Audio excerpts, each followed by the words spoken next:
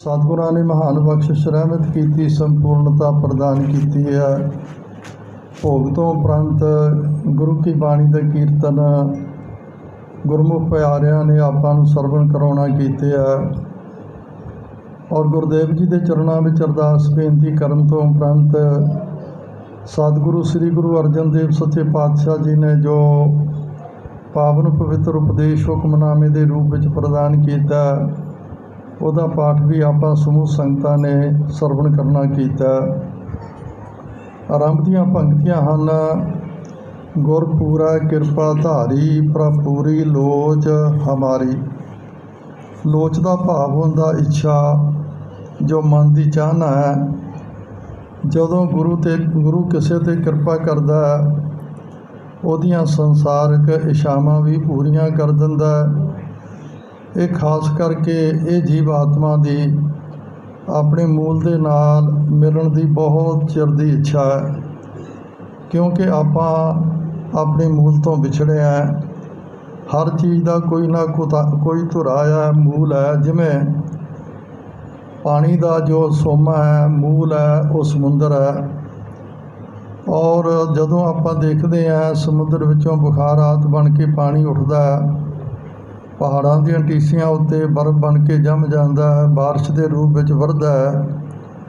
पर जिन्ना चिर वो पानी जिहड़ा अपने मूल सोमे समुद्र विच मिल नहीं जाता, उन्ना चिर छोटे छोटे वाड़ियां के रूप में, नदियां के रूप में गर्मी पैंदी है। बर्फ ढल के ते वो नदियां नाले बन के जदों समुद्र विच पै जाता शांत हो जाता है। नहीं तो उन्ना चिर उहदा सफ़र च तुरिया ही रहिंदा है। इस प्रकार साडा भी कोई मूल है। साडा मूल की है?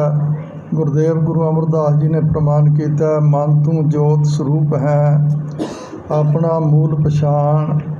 मन हर जी तेरे नाल है, गुरमती रंग मान।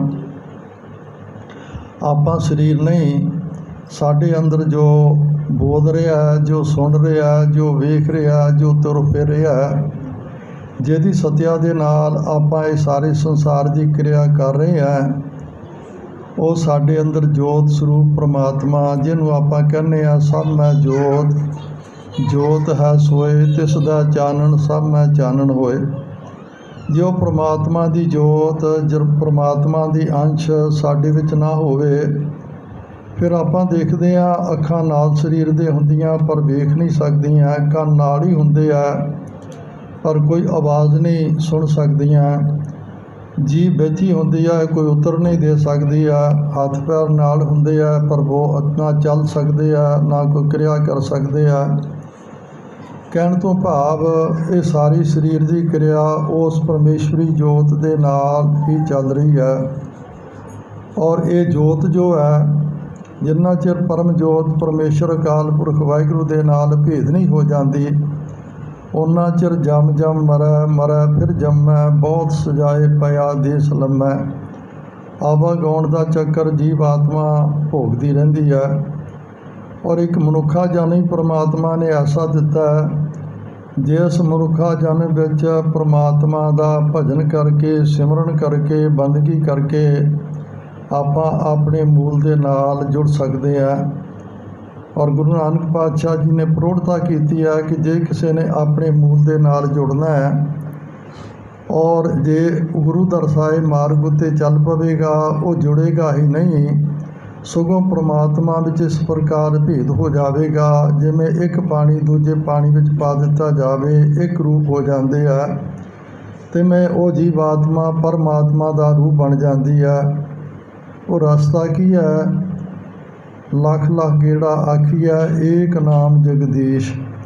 लखां वारी उस परमात्मा के नाम की आराधना करनी, बारंबार बार प्रभ जपिया की क्रिया करनी। एत राहे पत पवड़ियाँ चढ़िया होए अकीश। जिहड़ा इस रास्ते उत्ते चल पैंदा एक दिन ईश्वर दे विच अभेद हो जाता है। तां ते जिस आत्मा के याद विच आपां बैठे हाँ, दिन रात उन्होंने गुरु के खंडी बाटा का अमृत छक करके जिथे नितनेम की परपक्ता रखी है, उत्थे दिन रात गुरु की बाणी दे नाल जुड़े रहना और हर समय सुखमनी साहिब का पाठ जां कीर्तन द्वारा अपनी आत्मा नूं प्रभु दे नाल जोड़न का यतन करना है। और निरा आप ही उन्होंने अपने जीवन नूं सवारना नहीं कीता, सारे नगर नूं सवारना कीता। जो भी उन्होंने संपर्क विच आया, कोई रिश्तेदार, कोई सज्जन मित्र, भैन भरा, उन्होंने भी प्रेरणा दे करके गुरु चरणों के नाल जोड़ना कीता। और गुरु महाराज कहते जिहड़ा जिस प्राणी का इहो जिहा जीवन हुंदा गुरु उहदे ते किरपा करदा और उहदी जिहड़ी सब तो वड्डी लोचा है परमात्मा दे नाल मिलण दी, वो भी पूरी कर दिंदा। गुर पूरा किरपा धारी, प्रभ पूरी लोच हमारी। कर इशनान गृह आए, आनंद मंगल सुख पाए। कर इशनान गृह आए। इशनान तो भाव है जिवें आपां संसार की साडे उत्ते धूड़ पैंदी है, पसीना निकलदा, शरीर गंदगी दे नाल भर जांदा, बदबू आउण लग जांदी है, आपां इशनान करदे हैं, साबण लाउने हैं, साफ हो जांदा। इसे प्रकार साडी आत्मा उत्ते भी जन्मां जन्मांतरां दी मैल लगी हुई है, जिहदे परखाए गुरु अर्जन देव जी का फरमान है, जन्म जन्म की इस मन को मल लागी, काला हुआ स्याह, खरली धोती उजली ना होवी, जे सो धोवण पा।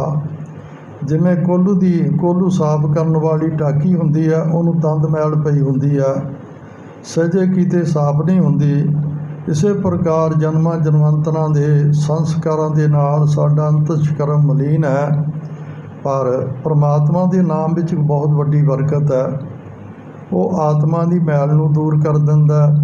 प्रभ का सिमरन मन की मल जाए। परमात्मा का सिमरन करन दे नाल मन दे उत्ते लगी हुई मलीनता ही दूर हो जाती है, तो फिर की हुंदा है, अमृत नाम रिदमाए समाए। परमात्मा का अमृतमई नाम हिरदे विच टिक जांदा। रोज़ आपां गुरु नानक पातशाह जी का फरमान पढ़ते हैं। पहला सतगुरां ने उदाहरणा दित्तियां कि जिवें कपड़े गंदे हो जाते हैं, शरीर गंदा हो जाता है, आपां सोवट पावनी नाल साबण नाल धो के उन्होंने पवित्र कर लेने हैं। इसे प्रकार जिसने अपनी आत्मा नूं स्वच्छ करना होवे, वो की करे, प्यार विच भिज के परमात्मा के नाम की आराधना करे, उसकी आत्मा स्वच्छ हो जाएगी। भरिया मत पापां क्या संग, वो धुपै नावै कै रंग। रंग का भाव प्यार। जो प्यार विच भिज के परमात्मा के नाम की आराधना करता है, उसकी आत्मा मल दवैक तो रहत हो जाती है, पवित्र हो जाती है, तो पवित्र परमात्मा दे विच उसनूं समाई रसाई प्राप्त हो जाती है। ताते संतो राम नाम निस्तरिया, ऊठत बैठत हर हर ध्याईया, अन दिन सुकिरत करिया। फिर सानू भी गुरु महाराज उपदेश करते हैं कि जे परमात्मा के नाम विच एडी वड्डी बरकत है, तो फिर आपां सारियां नूं भी परमात्मा का नाम जपना चाहिए। और जिहड़ा परमात्मा का नाम जपेगा, निस्तरिया का भाव उहदा पार उतारा हो जाएगा, उहदा निस्तारा हो जाएगा। पातशाह नूं पुछया, पातशाह किन्ना चिर नाम जपीए साडा निस्तारा हो जाएगा? सतगुरु कहते ऊठत बैठत हर हर ध्याईए, अन दिन सुकिरत करिए। उठदियां भी उस परमात्मा के नाम की आराधना करो, बैठिया भी परमात्मा नूं याद करो, और तुरदियां फिरदियां भी परमात्मा के नाम की आराधना करते हुए अपने जीवन नूं बतीत कराओ। ऊठत बैठत सोवत ध्याईए, मार्ग चलत हरे हर गाइए, दे धारनी बनो। दूसरा कर्म की करना है, सुकिरत करनी है। महापुरुष कहते होंदे सन, 3 प्रकार की किरत है। एक किरत है, एक विकिरत है, एक सुकिरत है। किरत है जो आपां 10 नावां की किरत करते हैं, वो केवल अपने परिवार नूं पालन तक ही सीमित रखते हैं, वो किरत है। उहदे विच ना कोई परोपकार है, ना कोई पुण्य है, ना कोई पाप है। और दूसरा, उस किरत नूं जे सुकिरत बनाउणा है, जो परमात्मा ने सानू किरत दित्ती है, उहदे विचों आपां दसवंध कढीए, किसी लोड़वंद की लोड़ पूरी करिए, ਕਿਸੇ ਇਸੇ ਪ੍ਰਕਾਰ ਪ੍ਰਚਾਰ ਹਿਤ ਗੁਰੂ ਦਾ ਜੋ ਹੈ ਉਸ ਨੂੰ ਲਾਉਣਾ ਕਰੀਏ। ਕਿਸੇ ਲੋੜਵੰਦ ਗਰੀਬ ਨੂੰ ਪੜ੍ਹਾਉਣਾ ਕਰੀਏ। ਗਰੀਬ ਦਾ ਮੂੰਹ ਗੁਰੂ ਦੀ ਗੋਲਕ ਜਾਣ ਕਰਕੇ ਉਸ ਦੀ ਵਰਤੋਂ ਕਰੀਏ। ਤਦੋਂ ਫਿਰ ਉਹ ਕਿਰਤ ਜਿਹੜੀ ਹੈ ਸੁਕਿਰਤ ਬਣ ਜਾਂਦੀ ਹੈ। ਅਤੇ ਬਕਿਰਤ ਜਿਹੜੀ ਹੈ ਕਿਰਤ ਕਰਦਿਆਂ ਹੋਇਆਂ, ਜਿਵੇਂ ਕੋਈ ਮੁਲਾਜ਼ਮ ਕਿਤੇ ਬੈਠਾ ਕੁਰਸੀ 'ਤੇ, ਉਹ ਦੂਜਿਆਂ ਪਾਸੋਂ ਵੱਢੀ ਲਈ ਜਾਂਦਾ, ਉਹਦਾ ਹੱਕ ਮਾਰਦਾ, ਵੱਢੀ ਲੈ ਕੇ ਹੱਕ ਗਵਾਈ ਦੀ ਕਾਰ ਕਰਦਾ, ਉਹ ਕਿਰਤ ਜਿਹੜੀ ਆ ਬਕਿਰਤ ਬਣ ਜਾਂਦੀ ਆ। ਸਤਿਗੁਰੂ ਕਹਿੰਦੇ ਇਸ ਕਰਕੇ ਬਕਿਰਤ ਨਹੀਂ ਕਰਨੀ, ਨਾ ਕਿਰਤ ਕਰਨੀ ਹੈ। ਕਿਰਤ ਨੂੰ ਸੁਕਿਰਤ ਬਣਾਉਣਾ। ਅਨ ਦਿਨ ਸੁਕਿਰਤ ਕਰੀਏ ਰਹਾਓ। ਸੰਤ ਕਾ ਮਾਰਗ ਧਰਮ ਕੀ ਪੌੜੀ ਕੋ ਵਡਭਾਗੀ ਪਾਏ। ਸੰਤ ਸ਼ਬਦ 2-3 ਵਾਰੀ ਆਇਆ। ਸੰਤ ਕਿਸੇ ਭੇਖ ਦਾ ਨਾਮ ਨਹੀਂ। ਸੰਤ ਇੱਕ ਆਤਮਿਕ ਉੱਚਤਾ ਦੀ ਸਤਿਗੁਰਾਂ ਨੇ ਪਰਿਭਾਸ਼ਾ ਡੈਫੀਨੇਸ਼ਨ ਦੇਣਾ ਕੀਤੀ ਹੈ। ਗੁਰੂ ਦੀ ਨਿਗਾਹ ਵਿੱਚ ਸੰਤ ਕੌਣ ਆ? ਜਿਨ੍ਹਾਂ ਸਾਸ ਗਰਾਸ ਨਾ ਵਿਸਰੈ, ਹਰ ਨਾਮਾ ਧਨ ਸੇ ਸਈ ਨਾਨਕਾ ਪੂਰਨ ਸੋਈ ਸੰਤ। ਚਾਹੇ ਉਹ ਗ੍ਰਸਤੀ ਹੈ, ਚਾਹੇ ਕੋਈ ਉਦਾਸੀ ਹੈ, ਕਿਸੇ ਭੇਖ ਵਿੱਚ ਹੈ, ਜੋ ਸਵਾਸ ਸਵਾਸ ਪਰਮਾਤਮਾ ਦਾ ਨਾਮ ਜਪਦਾ, ਉਹਨੂੰ ਸਤਿਗੁਰੂ ਕਹਿੰਦੇ ਉਹ ਸੰਤ ਹੈ। ਉਹਦਾ ਕਰਮ ਕੀ ਹੈ? ਧਰਮ ਦੇ ਕਾਰਜ ਕਰਨਾ। ਅਸਲੀ ਧਰਮ ਕੀ ਹੈ? ਸਗਲ ਧਰਮ ਹੈ ਸ੍ਰੇਸ਼ਟ ਧਰਮ, ਹਰ ਕੋ ਨਾਮ ਜਪ ਨਿਰਮਲ ਕਰਮ। ਸਾਰਿਆਂ ਨਾਲੋਂ ਸ੍ਰੇਸ਼ਟ ਕਰਮ ਕਿਹੜਾ ਹੈ? ਪਰਮਾਤਮਾ ਦਾ ਨਾਮ ਜਪਣਾ। ਸਾਰਿਆਂ ਨਾਲੋਂ ਪਵਿੱਤਰ ਧਰਮ ਕਿਹੜਾ ਹੈ? ਪਰਮਾਤਮਾ ਦਾ ਨਾਮ ਜਪਣਾ। ਜੋ ਪਰਮਾਤਮਾ ਦੇ ਨਾਮ ਜਪਣ ਦਾ ਕਰਮ ਕਰਦਾ ਹੈ, ਸਤਿਗੁਰੂ ਕਹਿੰਦੇ ਉਹ ਸੰਤ ਹੈ। ਜੋ ਸੰਤ ਦੀ ਆਪਣੇ ਪਦਵੀ ਨੂੰ ਪ੍ਰਾਪਤ ਕਰ ਲੈਂਦਾ ਹੈ, ਭਗਤ ਰਵਿਦਾਸ ਜੀ ਕਹਿੰਦੇ ਸੰਤ ਅਨੰਤ ਹੈ ਅੰਤਰ ਨਾਹੀ। ਅਨੰਤ ਪ੍ਰਮਾਤਮਾ ਵਿੱਚ ਅਤੇ ਉਹਦੇ ਵਿੱਚ ਭੋਰਾ ਜਿੰਨਾ ਫਰਕ ਨਹੀਂ। ਜੋ ਪ੍ਰਮਾਤਮਾ ਦਾ ਨਾਮ ਜਪਦਾ ਹੈ, ਕੋਟ ਜਨਮ ਕੇ ਕਿਲ ਵਿਖ ਨਾਸੇ, ਹਰ ਚਰਣੀ ਚਿਤ ਲਾਏ। ਪ੍ਰਮਾਤਮਾ ਦੇ ਨਾਮ ਵਿੱਚ ਚਿੱਤ ਲਾਉਣ ਦੇ ਨਾਲ, ਚਿੱਤ ਲਾ ਕੇ ਪ੍ਰਮਾਤਮਾ ਦਾ ਨਾਮ ਜਪਣ ਦੇ ਨਾਲ ਕਰੋੜਾਂ ਜਨਮਾਂ ਦੇ ਕੀਤੇ ਹੋਏ ਪਾਪ ਨਾਸ਼ ਹੋ ਜਾਂਦੇ ਹੈ। ਔਰ ਗੁਰੂ ਮਹਾਰਾਜ ਜੀ ਨੇ ਉਦਾਹਰਣ ਵੀ ਦੇਣਾ ਕੀਤੀ ਹੈ। ਸਤਿਗੁਰੂ ਕਹਿੰਦੇ ਜਿਸ ਤਰ੍ਹਾਂ ਲੱਕੜਾਂ ਦਾ ਢੇਰ ਲੱਗਾ ਹੋਵੇ, ਲੱਖਾਂ ਮਣ ਲੱਕੜ ਹੋਵੇ, ਉਹਨੂੰ ਸਾੜਨ ਵਾਸਤੇ ਕੋਈ ਲੱਖਾਂ ਮਣ ਅੱਗ ਨਹੀਂ ਚਾਹੀਦੀ। ਕੇਵਲ ਇੱਕ ਤੀਲੀ ਲਾ ਦਿੱਤੀ ਜਾਵੇ, ਥੋੜ੍ਹੇ ਸਮੇਂ ਵਿੱਚ ਸਾਰੀਆਂ ਲੱਕੜਾਂ ਭਸਮ ਹੋ ਜਾਂਦੀਆਂ। ਇਸੇ ਪ੍ਰਕਾਰ ਕੱਟੇ ਪਾਪ ਅਸੰਖ ਨਾਵੈ ਇੱਕ ਕਣੀ, ਈਂਧਨ ਕੀਤੋ ਮੂੰਹ ਕਣਾ, ਭੋਰੀ ਦਿੱਤੀਅਮ ਭਾ। ਨਾਨਕ ਮਨ ਵਸੰਦੋ ਸੱਚ ਸੌ, ਹੱਬੇ ਡੁਖੜੇ ਉਲਾ। ਗੁਰੂ ਅਰਜਨ ਦੇਵ ਜੀ ਦਾ ਫਰਮਾਨ ਹੈ, ਘੋਰ ਦੁਖਿਅੰ ਅਨਕ ਹੱਤਿਅੰ, ਜਨਮ ਦਾਰਿਦਰੰ ਮਹਾ ਬਖਿਆਦੰ ਮਟੰਤ। ਸਾਰੇ ਪਾਪ ਕਰਮ ਨਾਸ਼ ਹੋ ਜਾਂਦੇ ਆ। ਕਿਵੇਂ? ਜੈਸੇ ਪਾਵਕ ਕਾਸ਼ਟ ਭਸਮੰ ਕ੍ਰੋਧ। ਪਾਵਕ ਦਾ ਭਾਵ ਅੱਗ, ਕਾਸ਼ਟ ਦਾ ਭਾਵ ਲੱਕੜਾਂ। ਜਿਵੇਂ ਅੱਗ ਲੱਕੜਾਂ ਨੂੰ ਦਗਧ ਕਰ ਦਿੰਦੀ ਹੈ। ਤੀਜਾ ਅੰਕ ਹੈ, ਉਸਤਤ ਕਰੋ ਸਦਾ ਪ੍ਰਭ ਆਪਣੇ, ਜਿਨ ਪੂਰੀ ਕਦ ਰਾਖੀ। ਜੀ ਜੰਤ ਸਭ ਭਏ ਪਵਿੱਤਰਾ, ਸਤਿਗੁਰ ਕੀ ਸੱਚ ਸਾਖੀ। ਸਤਿਗੁਰੂ ਕਹਿੰਦੇ ਐਸੇ ਪ੍ਰਭੂ ਦੀ ਉਸਤਤ ਕਰਨੀ ਚਾਹੀਦੀ ਹੈ, ਜਿਹਦੀ ਕਲਾ ਦਾ ਭਾਵ ਤਾਕਤ ਦੇ ਨਾਲ ਸਾਰੇ ਸੰਸਾਰ ਦੀ ਕਾਇਨਾਤ ਚੱਲ ਰਹੀ ਹੈ। ਔਰ ਆਪਾਂ ਦੇਖਦੇ ਹਾਂ ਆਪਾਂ ਵਿੱਚ ਅਤੇ ਗੁਰੂ ਦੇ ਹੁਕਮ ਵਿੱਚ ਕੀ ਫਰਕ ਹੈ। ਆਪਾਂ ਆਪਣੀ ਉਸਤਤ ਕਰਦੇ ਹਾਂ ਜਾਂ ਸੁਣਦੇ ਹਾਂ, ਜਾਂ ਧੀਆਂ ਪੁੱਤਰਾਂ ਦੀ ਉਸਤਤ ਕਰਦੇ ਹਾਂ, ਅੰਗਾਂ ਸਾਕਾਂ ਦੀ ਉਸਤਤ ਕਰਦੇ ਹਾਂ। ਪਰ ਗੁਰੂ ਨਾਨਕ ਪਾਤਸ਼ਾਹ ਕਹਿੰਦੇ ਇਹਨਾਂ ਦੀ ਉਸਤਤ ਨਾ ਕਰ, ਕਿਉਂਕਿ ਸਾਰੇ ਨਾਸ਼ਵੰਤ ਹਨ। ਔਰ ਸਾਹਿਬਾਂ ਦਾ ਵਚਨਾ, ਦੁਨੀਆ ਨਾ ਸਾ ਲਾਹੇ ਜੋ ਮਰ ਵੰਜ ਸੀ, ਲੋਕਾ ਨਾ ਸਾ ਲਾਹੇ ਜੋ ਮਰ ਖਾਕ ਥੀ। ਵਾਹੋ ਮੇਰੇ ਸਾਹਿਬਾ ਬਾਹੋ, ਗੁਰਮੁਖ ਸਦਾ ਸਲਾਹੀਐ ਸੱਚਾ ਬੇਪਰਵਾਹ। ਗੁਰਮੁਖ ਜਨ ਨਾ ਕਿਸੇ ਦੀ ਉਸਤਤ ਕਰਦੇ ਆ, ਨਾ ਕਿਸੇ ਦੀ ਨਿੰਦਿਆ ਕਰਦੇ ਆ। ਉਹ ਸੱਚਾ ਜੋ ਬੇਪਰਵਾਹ ਪ੍ਰਮਾਤਮਾ, ਉਹਦੀ ਉਸਤਤ ਕਰਦੇ ਆ। ਉਸਤਤ ਕਰਨ ਦੇ ਨਾਲ ਕੀ ਮਿਲਦਾ? ਸਤਿਗੁਰੂ ਕਹਿੰਦੇ ਜਿਹੜਾ ਉਸਤਤ ਕਰਦਾ ਉਹਦੀ ਜੀਵ ਆਤਮਾ ਪਵਿੱਤਰ ਹੋ ਜਾਂਦੀ ਹੈ, ਔਰ ਉਹ ਪ੍ਰਮਾਤਮਾ ਦੇ ਨਾਲ ਇੱਕਮਿਕ ਹੋ ਜਾਂਦਾ। ਆਖਰੀ ਪੰਕਤੀਆਂ ਹਨ, ਵਿਘਨ ਵਿਨਾਸ਼ਨ ਸਭ ਦੁੱਖ ਨਾਸਨ, ਸਤਿਗੁਰ ਨਾਮ ਦ੍ਰਿੜਾਇਆ। ਖੋਏ ਪਾਪ ਭਏ ਸਭ ਪਾਵਨ, ਜਨ ਨਾਨਕ ਸੁਖ ਘਰ ਆਇਆ। ਸਤਿਗੁਰਾਂ ਨੇ ਦ੍ਰਿੜ ਸ਼ਬਦ ਵਰਤਣਾ ਕੀਤਾ। ਆਪਾਂ ਦੇਖਦੇ ਹਾਂ ਜਿਹੜੀ ਚੀਜ਼ ਸਾਡੇ ਹਿਰਦੇ ਵਿੱਚ ਦ੍ਰਿੜ ਹੋ ਜਾਂਦੀ, ਸਾਨੂੰ ਕਦੀ ਨਹੀਂ ਭੁੱਲਦੀ। ਹੁਣ ਆਪਾਂ ਦੇਖਦੇ ਸਾਨੂੰ ਕਦੀ ਆਪਣਾ ਘਰ ਨਹੀਂ ਭੁੱਲਿਆ। ਇਹ ਨਹੀਂ ਹੋਇਆ ਕਿ ਆਪਣਾ ਘਰ ਛੱਡ ਕੇ ਆਪਾਂ ਕਿਸੇ ਦੇ ਘਰ ਵਿੱਚ ਚਲੇ ਜਾਈਏ, ਨਹੀਂ, ਕਿਉਂਕਿ ਉਹ ਸਾਡੇ ਹਿਰਦੇ ਵਿੱਚ ਦ੍ਰਿੜ ਹੋਇਆ ਹੈ। ਪਰਿਵਾਰ ਕਦੀ ਨਹੀਂ ਭੁੱਲਿਆ। ਲੱਖਾਂ ਬੰਦੇ ਹੋਣ, ਆਪਾਂ ਆਪਣੇ ਧੀਆਂ ਪੁੱਤਰ ਨੂੰ ਪਛਾਣ ਲੈਂਦੇ ਹਾਂ, ਅੰਗ ਸਾਗ ਨੂੰ ਪਛਾਣ ਲੈਂਦੇ ਹਾਂ। ਕਾਰੋਬਾਰ ਸਾਨੂੰ ਕਦੀ ਨਹੀਂ ਭੁੱਲਿਆ। ਤਾਂ ਤੇ ਜੇ ਭੁੱਲਦਾ ਹੈ ਤੇ ਉਹ ਨਿਰੰਕਾਰ ਭੁੱਲਦਾ ਹੈ। ਆਪਾਂ ਸੰਸਾਰ ਦਾ ਇੱਕ ਨੇਮ ਦੇਖਦੇ ਹਾਂ ਕਿ ਜਿਹੜੀ ਚੀਜ਼ ਸਾਨੂੰ ਵਾਰ-ਵਾਰ ਭੁੱਲਦੀ ਹੋਵੇ ਉਹਨੂੰ ਵਾਰ-ਵਾਰ ਯਾਦ ਕਰਨਾ ਪੈਂਦਾ।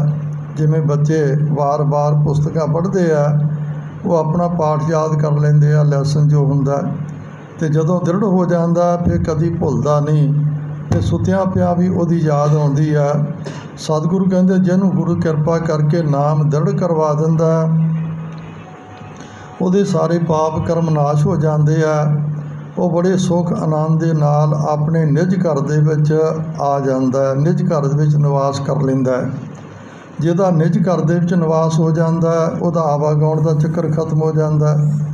ਆਪਾਂ ਗੁਰੂ ਰਾਮਦਾਸ ਜੀ ਦਾ ਫਰਮਾਨ ਸੋਹਲੇ ਦੇ ਸ਼ਬਦ ਵਿੱਚ, ਸੋਹਲੇ ਦੇ ਪਾਠ ਵਿੱਚ ਪੜ੍ਹਦੇ ਹਾਂ ਕਿ ਨਿਜ ਘਰ ਮਹਿਲ ਪਾਵੋ ਸੁਖ ਸਹਿਜੇ, ਬਹੁਰ ਨਾ ਹੋਏਗੋ ਫੇਰਾ। ਇਸ ਕਰਕੇ ਉਹਦਾ ਆਵਾਗਾਉਣ ਦਾ ਚੱਕਰ ਖਤਮ ਹੋ ਜਾਂਦਾ।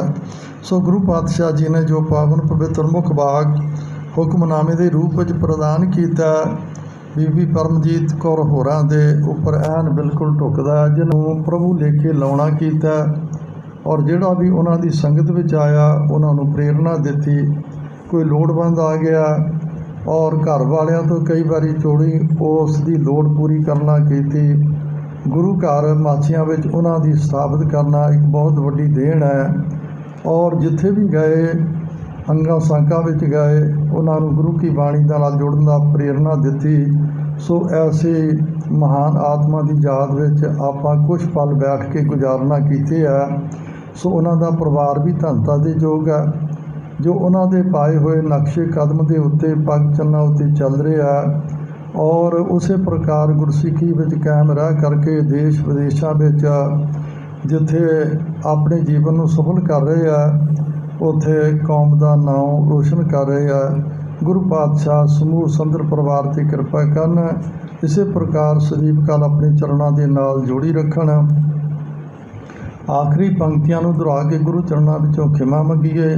ਉਪਰੰਤ ਗੁਰੂ ਕਾ ਲੰਗਰ ਤਿਆਰ ਹੈ। ਸਮੂਹ ਸੰਗਤਾਂ ਨੇ ਗੁਰੂ ਕਾ ਲੰਗਰ ਛਕ ਕਰਕੇ ਇਹ ਵਿਦਾਇਗੀ ਲੈਣੀ ਹੈ।